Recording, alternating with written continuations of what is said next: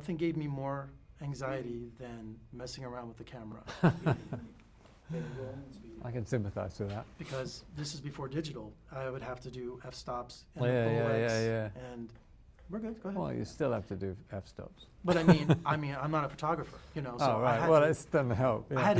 I had a DP on one of the student crews, and I just could not sleep because I would have to figure out, you know, I couldn't do that. Yeah. So, but now it's digital. It was hard shooting film because I used to have sleepless nights, and now shooting digital, well, you know, at the end of the day, you just watch it back. You know that's what you've got.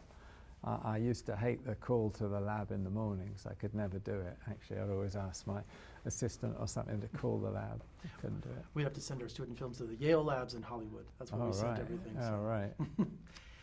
Well, Roger, you know, I'm a certified film geek, been a film critic for 25 years, and I have to tell you right now, I am a nervous wreck sitting in front of a legend like you. And I just, I know, I'm sorry. It's like only us film geeks know who you are and just the incredible work that you've done.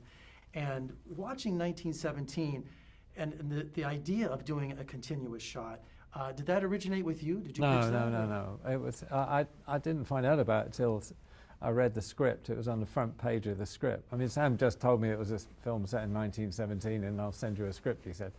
And on the front page it said, you know, it envisions a single shot. And I did think it must have been a mistake or just some way of selling the script. But then, you know, you read it and it's like real time, you know, so, and the action that's involved, it seemed like a really good idea, you know, and a good challenge, you know, I like a challenge. I was going to say, someone in your career, your long historic career, that you would never think of a challenge like this coming up. So were you eager to jump at it, or tell me about the obstacles? I'm eager to do every film that comes up. I'm eager to find a film right now to do. No, I like the challenge, but it's the creative challenge really more than the technical side that gets me, you know. I mean, I like to do different stories, and I like to work on stories that, you know, have something to say, affect me, that I would want to go and see and pay $20 in a cinema, you know.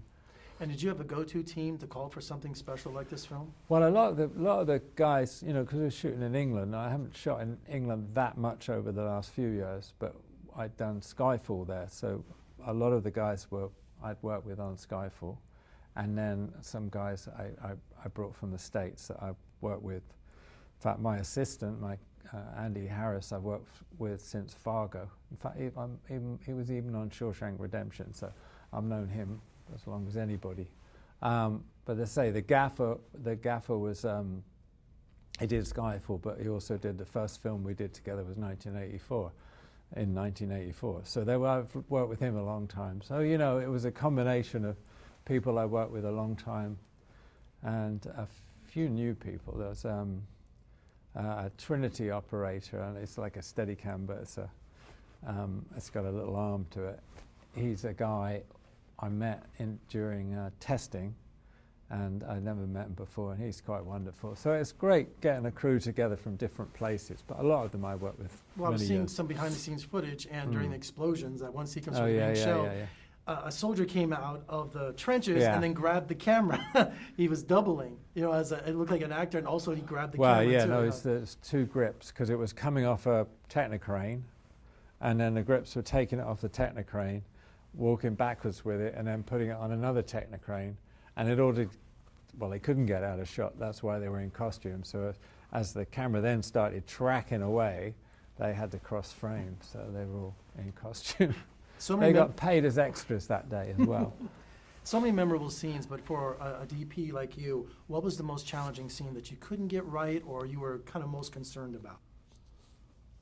No, really. I mean, there was some things that we only really came to figure out late in the day, like the river sequence was particularly challenging, just because how do you deal with water? We were going to shoot it all on a river that we couldn't control, and that proved really problematic.